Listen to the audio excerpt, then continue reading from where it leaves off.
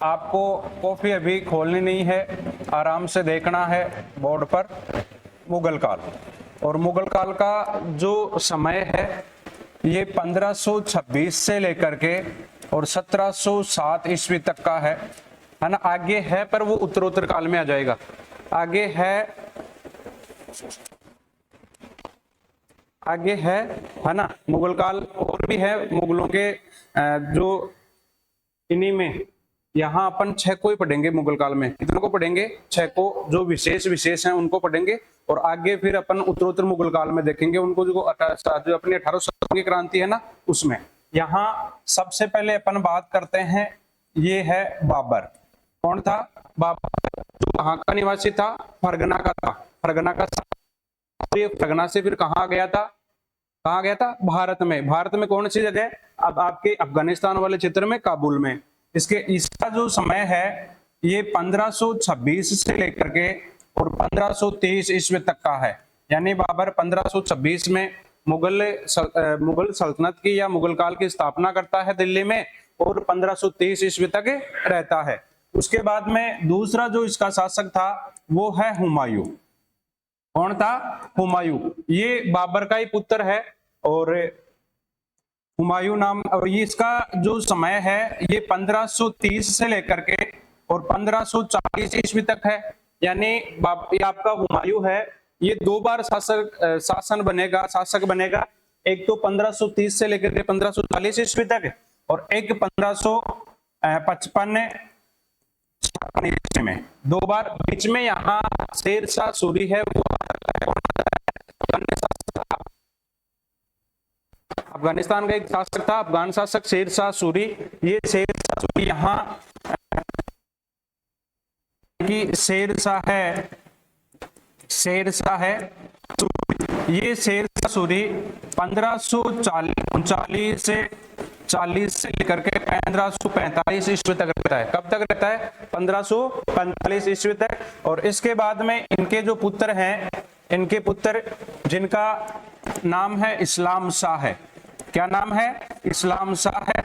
ये इस्लाम शाह शासक बनते हैं। ये शासक बनते हैं 1545 ईस्वी से लेकर के और 1553 ईस्वी तक।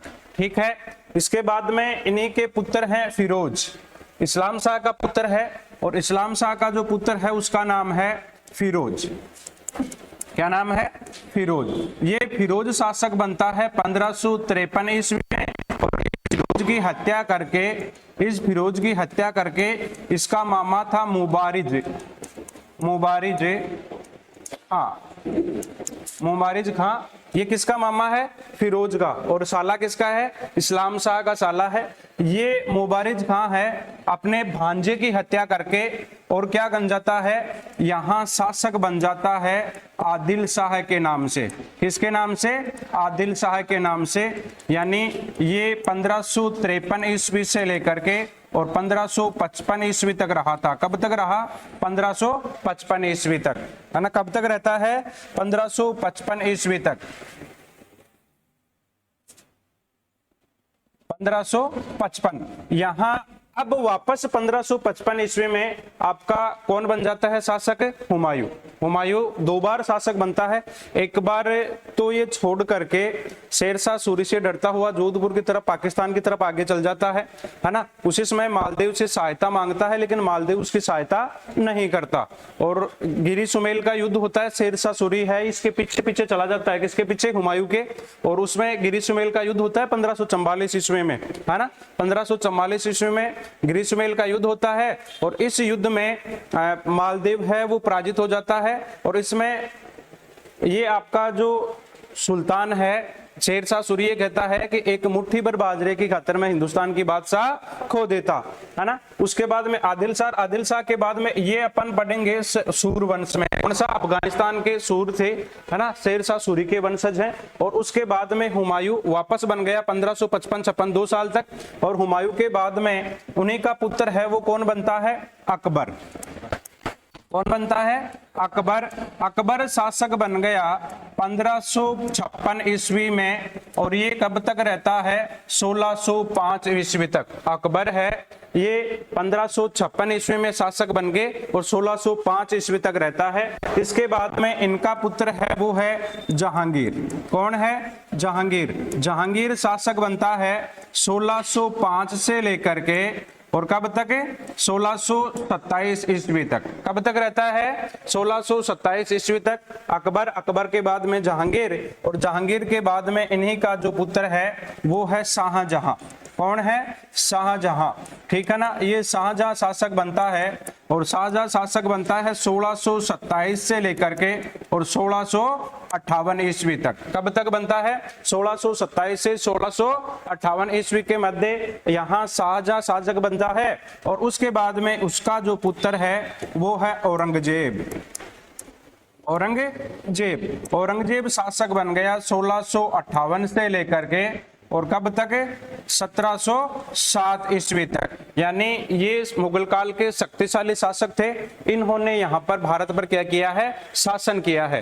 राजस्थान की तरफ भी, उत्तर भारत की तरफ भी और दक्षिणी भारत की तरफ भी अपने साम्राज्य का इन्होंने विस्तार किया है। संधि भी की है इन्होंने। क्या की है? संधि भी की है, अधीनता भी स्वीकार करवाई है। ठीक है ना। तो अपन देखो एक बार,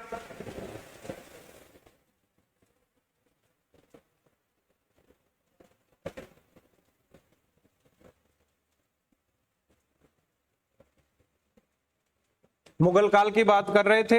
ये जो मुगल है ये मंगोल थे ना, मंगोल, अपन मंगोल पढ़ रहे थे, मंगोल आक्रमणकारी।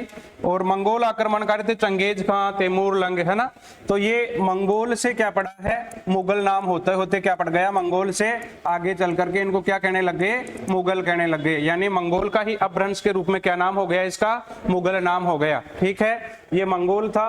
अब यहाँ आपका बाबर है, ये बाबर, यानी अपन ने बाबर की बात की, बाबर के बाद में हुमायूं की बात की, हुमायूं के बाद में एक नया ही राजवंश यहाँ आ गया था, शेरशाह सूरी यानी सूरवंश, जिसमें इस्लाम शाह है, उनका पुत्र फिरोज और फिरोज के बाद में उनका मामा मुबारिज खां जो आदिल शाह के नाम से शासक बनता है। और यहाँ भारत का शासक जो साम्राज्य था 4 भागों में बट गया था आदिल शाह के समय, है ना। उसके बाद में अकबर, अकबर के बाद में जहांगीर, जहांगीर के बाद में शाहजहां और शाहजहां के बाद में औरंगजेब। और ये जो मुगल है ये किस नाम से बना है? किसका अपभ्रंश रूप है? ये तो मंगोल का अपभ्रंश रूप है।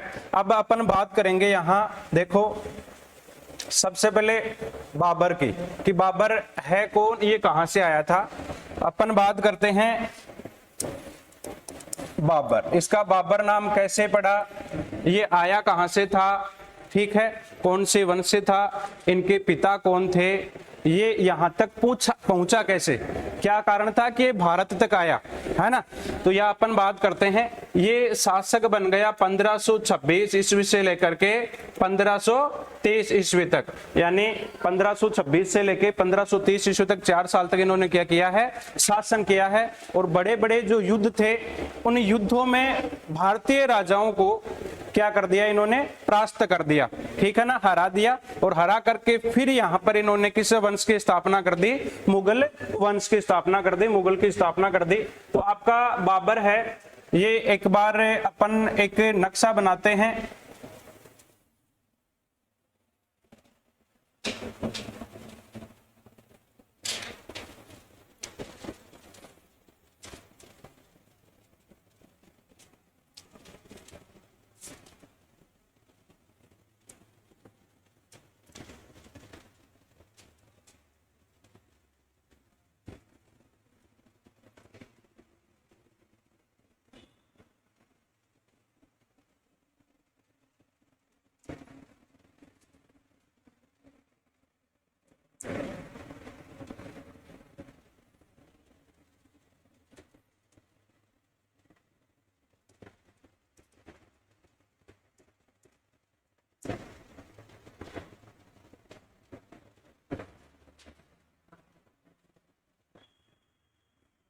अपन बात किसकी करेंगे? बाबर की। बाबर है 1526 से लेकर के और 1500 23 ईस्वी तक। तो यहाँ बाबर भारत में कैसे आया, कहाँ का शासक था, इसका जन्म कहाँ हुआ? तो सबसे पहले ये अपना भारत है, उसमें प्राचीन भारत की अपन बात करेंगे, आधुनिक भारत की बात नहीं, अब वर्तमान भारत की बात नहीं करेंगे, प्राचीन भारत की, क्योंकि प्राचीन भारत का इतिहास अपन पढ़ रहे हैं। तो यहाँ एक क्षेत्र है उज्बेकिस्तान। कौन सा क्षेत्र है? उज्बेकिस्तान, जो मध्य एशिया था। इसकी राजधानी थी ताशकंद। क्या है इसकी राजधानी? ताशकंद, है ना, ताशकंद इसकी राजधानी है। और ये उज्बेकिस्तान मध्य एशिया का क्षेत्र है। कौन से एशिया का? मध्य एशिया का क्षेत्र। यहाँ आपको आराम से समझना है इसको। उज्बेकिस्तान भारत के उत्तर की तरफ है, मध्य एशिया का भाग है। यहाँ 2 शाखाएं थी, ठीक है। ये आपका उज्बेकिस्तान है और इसकी राजधानी कौन सी है? ताशकंद राजधानी है। यहाँ 2 शाखाएं थी, एक थी आपकी यहाँ फरगना। कौन सी थी? फरगना। और एक थी आपकी समरकंद। एक कौन सी है? समरकंद। यानी ये 2 भागों में विभाजित था, छोटे छोटे 15 टुकड़े हो गए थे और उनमें मुख्य थी, एक फरगना थी और एक थी समरकंद, ठीक है। यहाँ ये फरगना है, यहाँ इस फरगना में आपके बाबर का जो पिता थे अली शेख मिर्जा, क्या नाम था? अली शेख मिर्जा या फिर उमर शेख मिर्जा, है ना, उमर शेख मिर्जा या फिर आप क्या कह सकते हो? अली शेख मिर्जा। ये यहाँ फरगना है और इस फरगना का शासक था 21 वर्षीय शासक, जिनका नाम था अली शेख मिर्जा। मिर्जा थी, ये इनकी उपाधियां थी, है ना। और भारत में काबुल पर अधिकार करने के बाद में अपने पूर्वजों की जो मिर्जा की उपाधि थी उसको तो क्या कर देगा? ये त्याग देगा और एक नई उपाधि है वो धारण कर लेगा। और नई उपाधि होगी वो कौन सी होगी? बादशाह की उपाधि। कौन सी उपाधि होगी? बादशाह की उपाधि। तो यहाँ ये शासक है और इनका विवाह, यहाँ ये अली शेख मिर्जा था, ये तैमूर का, किसका? तैमूर का 5वां वंशज था। तैमूर का कौन सा वंशज था?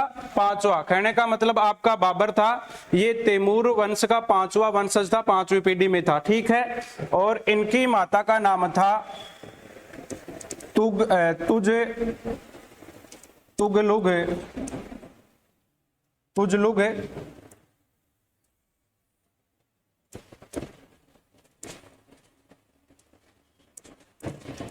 तुगलुग नेगार खानम। क्या नाम था इनकी माता का? तुगलुग नेगार खानम, ये इनकी माता का नाम था, या फिर आप इसे बोल सकते हो तुगलुग बानो, ठीक है ना। ये इनकी माता का नाम था और ये मंगोल का आक्रमणकारी था, चंगेज खां। कौन था? चंगेज खां। मंगोल आक्रमणकारी चंगेज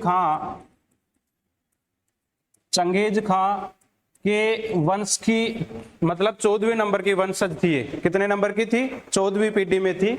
यहाँ तैमूर का कौन सा वंश है? 5वां। और चंगेज खां मंगोल का कौन सा वंश है? 14वां वंश। यानी कि अली शेख मिर्जा थे, ये तैमूर के 5वें वंशज थे आपके बाबर। और आपकी ये जो इसकी पत्नी थी, इसकी बेगम थी मिर्जा शेख की, ये जो है ना तुगलुग निगार खानम, ये चंगेज खां के या मंगोल आक्रमणकारियों के 14वें वंशज में थी। कौन से वंशज में थी? 14वें। इस कारण से इस बाबर में, आपका जो बाबर है, इस बाबर में एक तो किन का रक्त था? मंगोलों का, मंगोल का रक्त का मिश्रण था। और एक आपके किसके रक्त का मिश्रण था?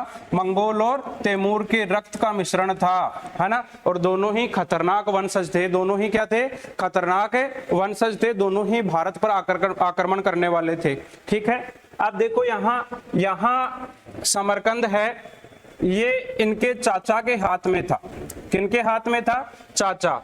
और चाचा का नाम था अहमद मिर्जा। क्या नाम था? अहमद मिर्जा। फरगना है, ये अली शेख मिर्जा के हाथ में था, यहाँ के शासक थे। और ये समरकंद है, ये अहमद मिर्जा जो किसके चाचा थे? किसके चाचा थे? बाबर के चाचा के हाथ में था। अब देखो हुआ क्या, यहाँ इन दोनों के बीच में लड़ाई थी। दो भाइयों के बीच में लड़ाई, और दोनों को आपस में बैठ करके समझौता करना था। इसके लिए यहाँ जहीर का जन्म हुआ, यानी अली शेख मिर्जा और तुजलुक निगार खानम है, इनके एक पुत्र का जन्म हुआ जिसका नाम था जहीर। क्या नाम था? जहीर। और जहीर का जन्म है ये 1483 ईस्वी में। वैलेंटाइन डे कब आता आपका? 14 फरवरी को, है ना, सबको याद है। 14 फरवरी को वैलेंटाइन डे के दिन इनकी क्या हो जाती है? जन्म हो जाता है। आगे चल करके भारत में काबुल पर अधिकार करने के बाद में ये अपना नाम परिवर्तन कर लेते हैं, है ना, जहरुद्दीन महमूद बाबर। क्या नाम कर लेंगे? जहरुद्दीन महमूद बाबर। उसके बाद में पहले इनका नाम था जहीर, और उसके बाद में काबुल पर अधिकार करने के बाद में इनका नाम क्या होता है? बाबर होता है। ठीक है, तो जैसे ही इनका जन्म हुआ तो एक दावत रखी, और उस दावत में इनको बुलाया गया। किनको बुलाया गया? अहमद मिर्जा को। जब अहमद मिर्जा आया, बैठ करके आराम से खाना खा रहे थे, तो चचा जान ने अली शेख मिर्जा के खाने में जहर मिला दिया। साथ लेके आया था, साथ बैठ करके खा रहे थे, और उसने कही का बात कह करके, अपन किसी को कोई चीज लेनी हो तो कह देते हैं ना, देख सामने देख एक बार क्या हो रहा है, और अपन उसकी चीज में से गड़बड़ कर देते हैं कि नहीं कर देते? तो यहाँ अहमद मिर्जा है, इसके खाने में क्या मिला दिया? जहर मिला दिया। अब यहाँ बाबर था, ये मात्र 7 वर्ष का था, पिता का साया था वो उठ चुका था। अब ये शासक बनेगा फरगना का। छोटा बच्चा है, शासक बन गया, लेकिन ये पूरी की पूरी चीजें देख रहा था। भगवान ने इनके ऊपर से पिता का साया छीन लिया, और इसी के बाद में कुछ समय बाद में इनकी जो माँ थी, ये भी क्या हो जाती है? इनके पिता के प्रेम में पागल थी, है ना, और ये भी मृत्यु इनकी भी हो जाती है। ठीक है ना, कुछ ही समय के बाद में। तो बाबर था, इसे लोग मनहूस कहने लग गए, क्योंकि जैसे इसका जन्म हुआ और अपने माता पिता दोनों को ही क्या कर लिया? खा गया। दोनों को ही खा गया। क्या जन्म हुआ इसका? वो खट्यासो आयो यान को बेटो, जो मारनर बाप ने दुनिया नहीं खागो है, ऐसे कहने लग गए हर आदमी, ऐसे इसके बारे में कहने लग गए। अब इसका दिमाग खराब, दिमाग इसलिए खराब कि मारने वाला तो कौन है? अहमद मिर्जा, और नाम आ रहा है मेरा कि मैं खा गया, तो मैंने ऐसा क्या कर दिया? इसके बदले की भावना हो गई उसमें। किसकी भावना हो गई? बदले की भावना। ये शासक बन गया, और शासक बनने के बाद में कहां का शासक बनेगा? फरगना का। फरगना का शासक बनने के बाद में ये यहाँ समरकंद के ऊपर आक्रमण करता है। कहां आक्रमण करता है? समरकंद पर। और समरकंद का जो अहमद मिर्जा था, ये वापस कहां पर आक्रमण करता है? फरगना पर। यानी यहाँ बाबर का जो अधिकार है समरकंद पर होता है, और महमद मिर्जा का अधिकार किस पर हो जाता है? फरगना पर। ऐसे करते करते फिर वापस ये यहां से यहां इसके पीछे अधिकार करने के लिए गया, तो ये वापस यहां आ जाता है। फिर ये वापस यहां से यहां गया, तो ये हुआ क्या? समरकंद में अहमद मिर्जा ने आधी सेना, तो एक टुकड़ी तो यहां छोड़ दी आधी सेना, और आधी सेना अपने साथ ले गया। और यहां आने के बाद में जैसे ही बाबर यहां वापस आया, और वापस आने के बाद में इसने क्या कर दिया? समरकंद और फरगना था, दोनों से ही बाबर का हाथ धो बैठा। दोनों से क्या हो गया? हाथ धो बैठा। यानी उसने 3 बार आक्रमण किए थे समरकंद को प्राप्त करने के लिए। 3 बार आक्रमण करने के बाद में भी समरकंद हाथ में नहीं आया था, है ना, और हाथ में नहीं आया तो ये समरकंद का हमेशा के लिए ही छोड़ देते हैं कि मैं भाई इसे नहीं जीतूंगा। और ये आगे चलता हुआ यहाँ फरगना से निकल करके, और ये आपका जो क्षेत्र है यहाँ अफगानिस्तान वाला क्षेत्र है, अफगानिस्तान है जिसकी राजधानी क्या है? काबुल, है ना। इस काबुल में यहाँ आकर के कहाँ आ जाता है? काबुल। और काबुल में यहाँ आकर के, और ये एक जगह है यहाँ पर, और वो जगह है आपकी बाजोर। आपने बाजोर का नाम सुना है? बाजोर,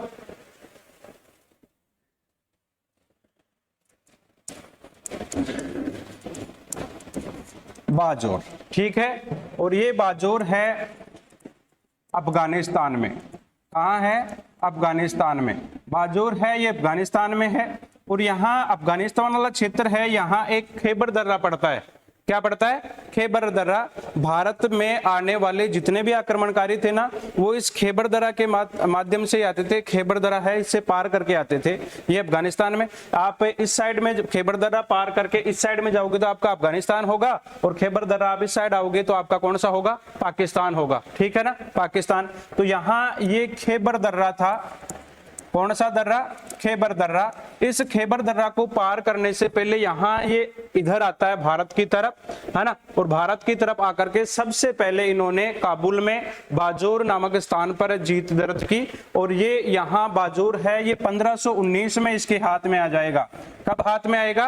1519 में। और यहाँ इस जगह, इस बाजोर वाले क्षेत्र में एक दुर्ग था, बहरा का दुर्ग। कौन सा दुर्ग? बहरा दुर्ग, ठीक है। इस बहरा के दुर्ग को ये विजित करता है, और विजित करने का मतलब ये था कि इसने विश्व में सबसे पहले बारूद का प्रयोग किया था, विस्फोटक सामग्री का प्रयोग किया था। तो यहाँ आसपास के लोग थे, है ना, वो लोग इसको जानते नहीं थे। यहाँ बाजोर, ये भेरा, और यहाँ एक आपको क्षेत्र आएगी आपकी पहाड़ियां, हिमालय वाली पहाड़ियां, है ना। तो यहाँ ये पहाड़ियां हैं, इसके आगे और थी जो कबीलाई बसते रहते थे, वो कुछ भी नहीं जानते थे। और इस खैबर दर्रे से जो भी व्यापारी जाता था, उन व्यापारियों को लूटते थे, और लूट लूट करके खूब सारा धन इन्होंने इकट्ठा कर रखा था, है ना। अब जब धन इन्होंने इकट्ठा कर रखा है, और जब जैसे एकदम से यहाँ बाबर ने एक विस्फोटक पदार्थ का, बारूद का इन्होंने प्रयोग किया, तो तगड़ी आवाज हुई, और उस आवाज के कारण ये इस क्षेत्र को छोड़ करके और यहां से क्या हो गए? भाग गए। जो पूरा का पूरा जो धन इकट्ठा किया हुआ था उनका, ये किसको मिल गया? बाबर को मिल गया। बाबर है उस धन को प्राप्त कर लेता है, बाबर है उस धन को प्राप्त कर लेता है, और उस धन को प्राप्त करने के बाद में ये आगे बढ़ता है। कहां बढ़ेगा? आगे बढ़ेगा भारत की तरफ, है ना। अब भारत की तरफ यहाँ भेरा के दुर्ग में, तो यहाँ भेरा का दुर्ग था, और यहाँ था आपके नीवल, ठीक है ना, नीलव दुर्ग। कौन सा दुर्ग है? नीलव दुर्ग।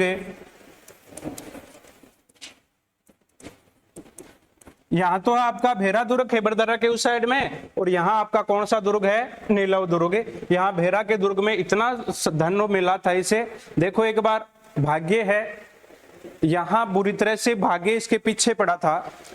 फरगना से समरकंद पर, और समरकंद से वापस फरगना पर, फरगना से समरकंद पर, और समरकंद से वापस फरगना, और फरगना से वापस समरकंद पर। इस कारण से फरगना भी उसके हाथ से निकल गया, और समरकंद भी उसके हाथ से निकल गया। यानी भाग्य था, इसकी किस्मत थी, यहाँ इस क्षेत्र में उसकी एकदम खराब थी। तो उसने सोचा कि क्यों नहीं अपना यहाँ भाग्य साथ नहीं देता, तो मैं कहीं और ट्राई करूं, है, और ट्राई करूंगा। तो यहां जैसे ये भारत की तरफ आया, और इसकी किस्मत खुल गई। इसकी क्या खुल गई? किस्मत। और किस्मत खुलने के बाद में इसे इतना धन मिला कि आप पूछो मत। और पूरे के पूरे हिंदुस्तान पर इन्होंने एक नए राजवंश की स्थापना कर दी। वो कौन सा राजवंश? मुगल राजवंश, है ना। देखो एक बार, देखो समय ही तो है, आज नहीं तो कल बदलेगा, और अल्लाह ने चाहा तो एक दिन जरूर बदलेगा। एक दिन ऐसा हुआ आपके बाबर के लिए कि इसका पहले जो खराब दिन थे वो निकल गए, और नए दिन है वो इसके लिए आ गए। और आने के बाद में भारत में यहाँ इसे पूरी की पूरी जागीर थी वो प्राप्त हो गई। तो अपन यहाँ बात करेंगे, ये आपका बाबर है, भारत की तरफ बढ़ा, और भारत की तरफ ये अपनी एक तुजु के बाबरी, जिसे दूसरा नाम क्या है? बाबर नामा। क्या नाम है? बाबर नामा। तुजु के बाबरी या बाबर नामा। तुजु का मतलब होता है यादें। क्या होता है? यादें। और एक का मतलब होता है कि, यानी किसकी याद में? बाबरी की याद में पागल था। और इसे में ये कहता है कि भारत में 5 तो मुस्लिम राज्य थे। कितने? 5। दिल्ली, मालवा, ठीक है, आपका पंजाब, है ना, आपका बंगाल, और आपका एक दीपालपुर। और 2 हिंदू राज्य थे, एक आपका विजयनगर, जो किसके समय? फिरोज शाह तुगलक और मोहम्मद बिन तुगलक के समय 1336 ईस्वी में आपके, है ना, हरियर बुक्का ने 1336 ईस्वी में विजयनगर की स्थापना कर दी थी, है ना। और एक था आपका राणा सांगा, जो गुहिल वंश का था, है ना, सिसोदिया वंश का था, लेकिन गुहिल वंश के राजवंश, यहाँ सिसोदिया और गुहिल दोनों एक ही बात है। वो जो सिसोदिया है, ये गुहिलों से निकल कर गए थे सिसोदा गांव में, और फिर वापस आ जाते हैं अमीरदेव के समय। तो यहाँ इन्होंने कहा कि भारत में 5 राज्य तो हैं मुस्लिम, और 2 राज्य हैं हिंदू। इनमें 5 मैंने आपको बता दिया, एक आपका था मेवाड़ और एक आपका था विजयनगर। विजयनगर था, ये विजयनगर भारत के दक्षिण में है ना, और ये जो मेवाड़ था ये पश्चिम की तरफ, कहाँ था, पश्चिम की तरफ। अब देखो अपन यहाँ देखेंगे, ये कहता है तुझके बाबरी में कि हमें एक तो पंजाब लाहौर, आपका जो पंजाब है लाहौर है, यहाँ का सूबेदार था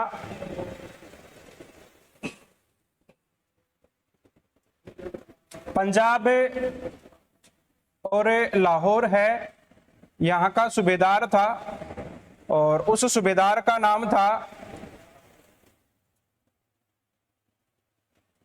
जो दौलत खान लोधी, जो इब्राहिम लोधी का क्या था, चाचा, ठीक है ना, इब्राहिम लोधी का चाचा था। और उसने मुझे आमंत्रित किया था। एक तो था आलम खां लोधी या फिर आदम खां लोधी, वो बिहार का सूबेदार था, और एक था आपका दौलत खां लोधी, वो कहाँ का सूबेदार था, लाहौर या पंजाब का सूबेदार था। और एक वो लिखता है अपने इसमें कि जो बाबा आपका राणा सांगा है, ये भी मुझे भारत पर आक्रमण करने के लिए आमंत्रित करता है। यानी भारत पर आक्रमण करने के लिए मुझे एक तो बुलाया था किसने, आदम खां लोधी ने, एक बुलाया था मुझे आपके राणा सांगा ने, और एक बुलाया था मुझे दौलत खां लोधी ने, ये इसमें बताता है। लेकिन आप सोचो, दौलत खां लोधी जब तैमूर लंग है भारत के ऊपर आक्रमण करता है, तो दौलत खां लोधी भारतीयों को बचाता है, भारतीयों की रक्षा करता है, भारत की रक्षा करता है, क्या उसे बुलाएगा, नहीं बुलाएगा ना। फिर आप सोचो राणा सांगा, जो जिन्हें हिंदूपत कहा जाता है, क्या कहा जाता है, हिंदूपत, इसका मतलब वो मुस्लिम धर्म के लोगों को बुलाएगा, है यहाँ धर्म का प्रसार करने के लिए बाबर को आमंत्रित करेगा क्या, नहीं करेगा, बिल्कुल भी नहीं करेगा। इस कारण से ये इसकी जो बाबर आप तुझके बाबरी है या बाबरनामा में है, इसमें गलत बातें लिखी हुई है ना। और फिर आप यहाँ देखो, यहाँ तो है आपका लाहौर, ठीक है, यहां है आपका दिल्ली, है ना, यहां है आपका बिहार, और यहां है आपका बंगाल, और यहां आपका बीजापुर, और यहां आपका विजयनगर। और ये जो क्षेत्र है, ये जो क्षेत्र यहां आपका था राजस्थान। कौन सा क्षेत्र है, राजस्थान। अब देखो यहां लाहौर, लाहौर या पंजाब, लाहौर या पंजाब, यहाँ का सूबेदार था वो था दौलत खां लोधी, है ना, दौलत खां लोधी। यहां सुल्तान था आपका इब्राहिम लोधी। इब्राहिम लोधी था उस समय, ये दिल्ली का सुल्तान था। कहां का सुल्तान था, दिल्ली का सुल्तान। यहां बिहार है, और इस बिहार में उसमें आपका था आदम खां या फिर आलम खां, ठीक है ना, आलम खां लोधी, इसमें ये बिहार का सूबेदार था। और आपके बंगाल का सूबेदार था, बंगाल का सूबेदार था आपका नुसरत खां। कौन सा खां, नुसरत खां, ये नुसरत खां यहाँ का, ठीक है। और यहाँ का था अली मोहम्मद शाह। कौन थे, अली मोहम्मद शाह, अली मोहम्मद शाह, ये बीजापुर के सूबेदार थे। कहाँ के सूबेदार थे, बीजापुर के, बीजापुर के। देखो ये मुस्लिम है, ये मुस्लिम है, ये मुस्लिम है, ये मुस्लिम है। यहां हिंदुओं का था और यहां राजपूतों का था। यहां था आपका राजपूत संघ, यहां क्या था, राजपूत संघ। और इस राजपूत संघ में राणा सांगा, कौन थे, राणा सांगा। और ये यहां था आपका, यहां कौन था, यहां बाबर, यहां कौन था, बाबर। अब देखो यहां पर ये है आपका, मैंने आपको बताया खैबर दर्रा। कौन सा दर्रा है, खैबर दर्रा। और यहां पर है आपका बाजोर, यहां पर आपका क्या है, बाजोर। और यहां पर आपका है भेरा दुर्ग। कौन सा दुर्ग? भेरा दुर्ग। ठीक है, भेरा दुर्ग है। इसके ऊपर ये 1519 ईस्वी में आक्रमण करता है और आक्रमण करने के बाद में सबसे पहले यहाँ विस्फोटक सामग्री का प्रयोग करता है। किसका प्रयोग करता है? विस्फोटक सामग्री का, यानी बारूद का। ठीक है, विश्व में सबसे पहली बार इसी युद्ध में, भेरा के युद्ध में या भेरा बाजोर आक्रमण पर ही पहले सबसे पहले विस्फोटक सामग्री का प्रयोग किया गया था। इससे पहले किसी ने भी विस्फोटक सामग्री का प्रयोग नहीं किया। अब देखो, लाहौर पंजाब का सूबेदार दौलत खान लोधी मैंने आपको बताया। फिर मैंने आपको कहा दिल्ली का जो सुल्तान है ये इब्राहिम लोधी था। उसमें कहा जाता है, इतिहासकार कहते हैं कि दौलत खान लोधी का पुत्र था, है ना, और उस दौलत खान लोधी के पुत्र के साथ में आपका इब्राहिम लोधी है, ये बहुत ही बेरहमी से पेश आता है। ठीक है ना, मतलब उसके ऊपर अनेक अत्याचार करता है। उन अत्याचारों के कारण ये आपका दौलत खान लोधी था, ये परेशान हो गया, ये उससे नाराज हो गया। इस कारण से दौलत खान लोधी है ना, दौलत खान लोधी ये बाबर को आमंत्रित करता है। किसको आमंत्रित करता है? बाबर को, भारत पर आक्रमण करने के लिए। साथ ही इब्राहिम लोधी है, ये अपने पिता की हत्या कर देता है। किसकी हत्या कर देता है? पिता की, यानी पितृहंता, पिता की हत्या करने वाला पितृहंता, पिता को मारने वाला।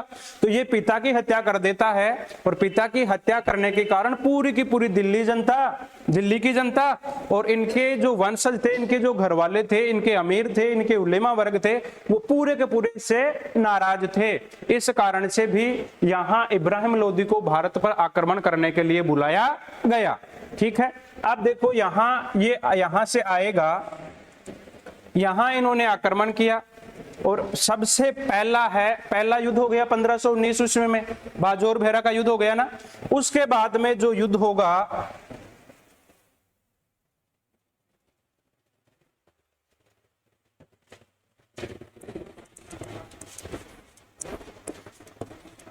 पानीपत का युद्ध, जो अपन ने कल पढ़ा था, पानीपत का युद्ध। पानीपत का युद्ध है यहां, ये पानीपत का युद्ध होगा 21 अप्रैल, पानीपत का युद्ध है 21 अप्रैल और 1526 ईस्वी में। यहां एक बार देख लो इसके युद्ध। सबसे पहले बाजोर, ठीक है, कब होता है? 1519 ईस्वी में। इसके बाद में दूसरा है पानीपत का युद्ध। कौन सा युद्ध? पानीपत का युद्ध। ये कब होता है? 1526 ईस्वी में। इसके बाद में तीसरा कौन सा युद्ध है? खानवा का युद्ध। कौन सा युद्ध है? खानवा। और खानवा का होता है 1527 में। और खानवा के बाद में होता है चंदेरी। कौन सा युद्ध है? चंदेरी 1528 ईस्वी में। कब होगा? 1528 में। और अंतिम जो युद्ध था इसका, ये था कौन सा युद्ध है? घाघरा। कौन सा युद्ध था? घाघरा का युद्ध। कौन सा युद्ध है? घाघरा। और ये होता है 1529 ईस्वी में। बाबर के द्वारा जो लड़े गए युद्ध थे, आप देखो, बाजोर 1519 ईस्वी में, ठीक है, फिर है पानीपत का युद्ध 1526 ईस्वी में, खानवा का युद्ध 1527 ईस्वी में, और चंदेरी का युद्ध है 1528 ईस्वी में, और घाघरा का युद्ध है 1529 ईस्वी में। इस तरीके से इनके यहाँ क्या होते हैं? युद्ध होते हैं। ठीक है ना। बाजोर 1519, पानीपत 1526, खानवा 1527, चंदेरी 1528 और घाघरा 1526, सॉरी 29, 1529। ये युद्ध लड़े जाते हैं किसके द्वारा? बाबर के द्वारा भारत में लड़े गए युद्ध हैं। ये सीक्वेंस से हैं, है ना, एकदम सीरियल से हैं। तो 19 हो गया, 26, 27, 28 और 29। अब देखो यहाँ पानीपत का ये जो युद्ध है,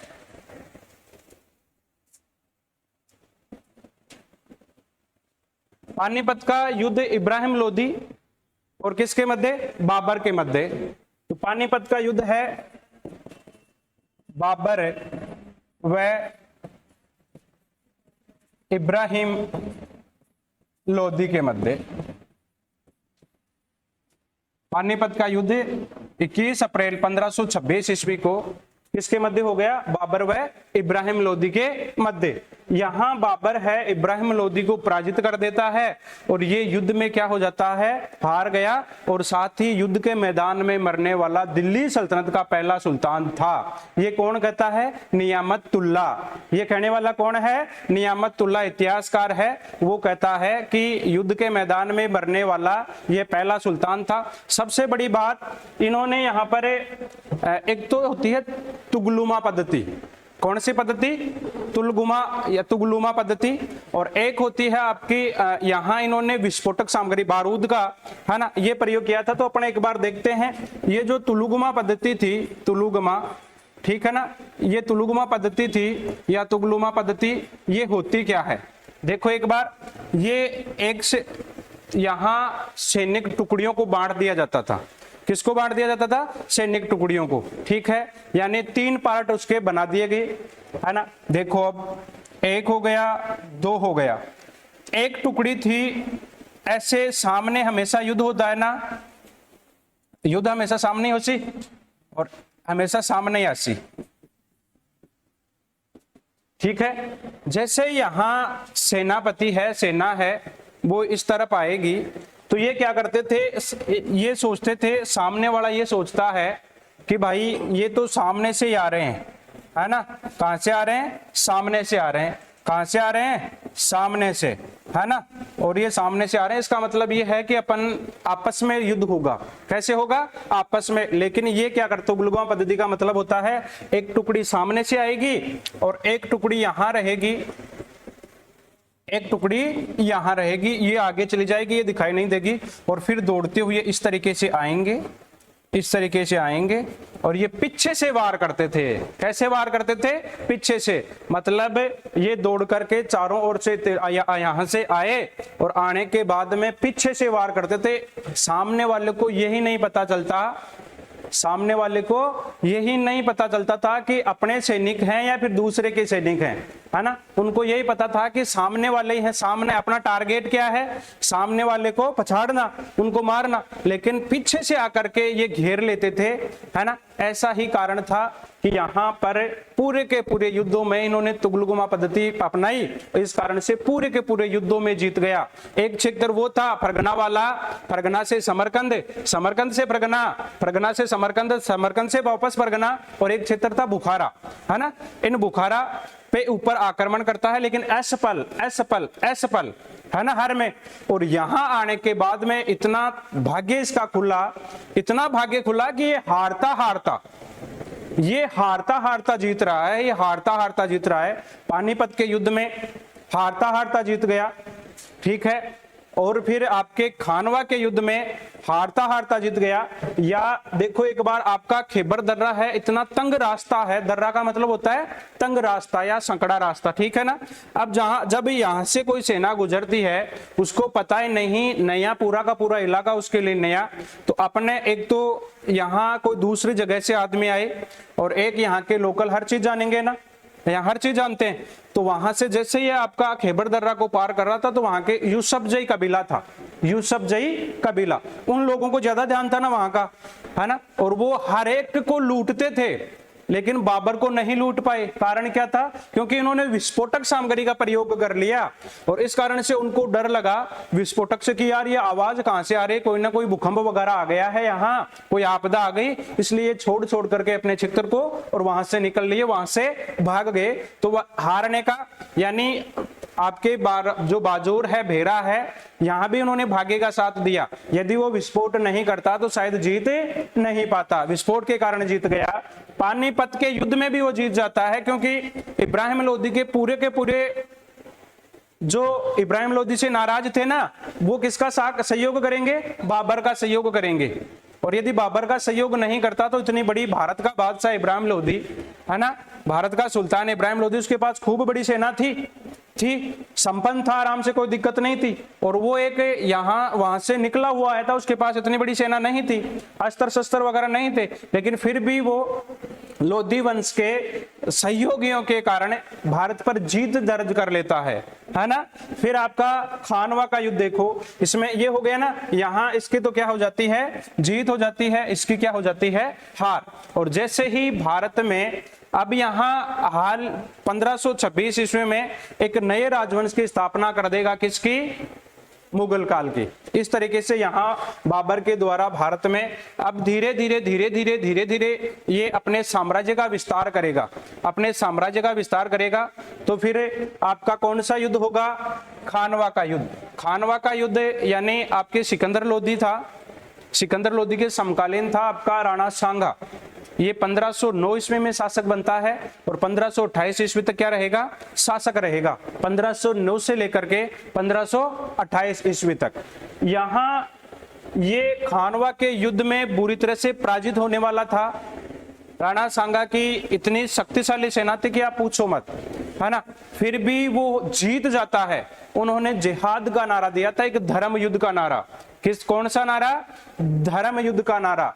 और उस धर्म युद्ध में जिहाद का मतलब होता है धर्म युद्ध। उन्होंने अपने सेनापतियों के सामने धर्म युद्ध का नारा दिया, जिहाद का नारा दिया और कहा आज के बाद मैं न तो शराब पीऊंगा, और एक कर था तमगा कर, वो भी क्या कर देता है? हटा देता है ना। और उनके सामने ही अपने शराब पीने वाले जो बर्तन थे उन बर्तनों को तोड़ देता है, फोड़ देता है। ठीक है। इस कारण से खानवा के युद्ध में महाराणा सांगा है उसका एक हाथ कट गया था और एक तीर था वो उसके लग गया था। इस कारण से घायल हुआ और फिर इनको बाहर निकाल दिया गया था। खानवा का युद्ध सबसे बड़ा युद्ध था, निर्णायक युद्ध था। ठीक है ना। उसके बाद में ये था मेदिनी राय। चंदेरी का कौन था? मेदिनी राय। यहाँ खूब सारे राजपूतों ने, मुस्लिमों ने खानवा के युद्ध में सांगा का सहयोग किया था ना, फिर भी हार गया। देखो यहाँ पर तो मेदिनी राय था, ये वो ही भूल नहीं करना चाहता था, अपनी गलतियों को सुधारा और गलतियों को सुधार करके आप देखो तीसरा युद्ध कौन सा है?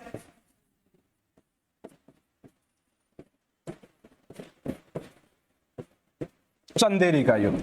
यहां ये चंदेरी का किला है और यहां का शासक था मेदिनी राय। कौन था? मेदिनी राय। सेना बाबर की इस साइड से आई। ठीक है। ये पीछे के रास्ते से मेदिनी राय निकल गया, यहां से दिमाग लगाया कि अपन को कैसे काम में लेना है इसको, और ये निकल करके इस तरीके से आकर के और यहां पीछे इनके आ गया। पीछे आ लो जना, घेर लो को नहीं, घेर लियो ना। और घेरने के बाद यहां युद्ध हो गया। बाबर था हारने वाला था, उससे पहले यहां एक बाबर से कोई लेना देना नहीं। कौन बाबर है नहीं जानता, कौन क्या है नहीं जानता, न कोई रिश्तेदार, न कोई पड़ोसी, न कोई आसपास को कोई मतलब नहीं है। अफगान शासक है ना। और ये अफगान शासक यहां से आए और ये तीसरा ही यहां आकर के इन्होंने पीछे से मेदिनी राय के ऊपर क्या कर दिया? अटैक कर दिया। यानी दोनों सेनाओं ने मेदिनी राय को क्या ले लिया? बीच में ले लिया और मेदिनी राय बुरी तरह से क्या हो गया? पराजित हो गया। और अंतिम युद्ध है 1529 युद्ध में घाघरा का युद्ध। अब अपन देखते हैं इसमें, यानी कि आपकी तुलगुमा जो पद्धति है ये कहां से अपनाता है? उज्बेगों से। आपका उज्बेग थे, उज्बेकिस्तान, वहां से तो सबसे पहले कौन सी पद्धति? जो तुलगुमा पद्धति है वो। और अपने सहजातीय तुर्क थे, सहजातीय यानी सब आपकी उसी की जाति वाले, उन लोगों से उसने सीखा घुड़सवारी। कौन सी सवारी? यानी गतिशील घोड़े का संचालन। घोड़ा यदि तेज गति से दौड़ता है घोड़ा, तो उस पर बैठ करके अपन को सवारी कैसे करनी है, ये उन्होंने सीखा अपने सहजातीय तुर्कों से। और एक था आपका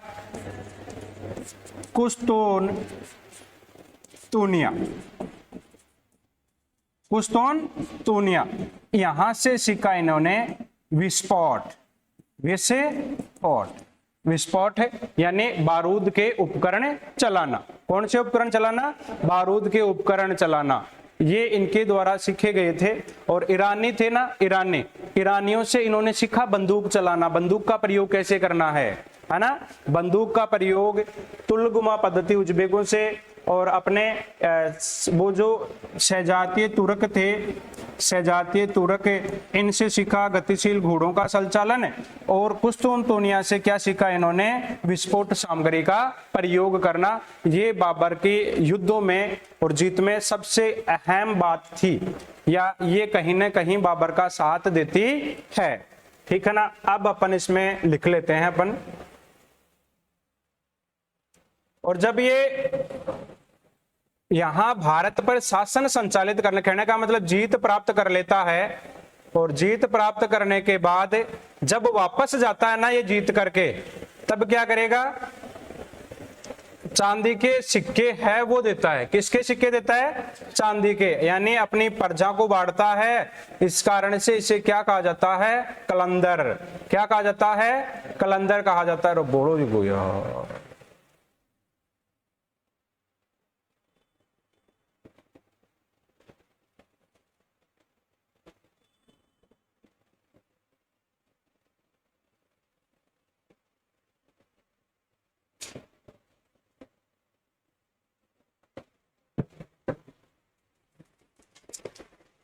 अब अपन को लिखना है ना अपन। अब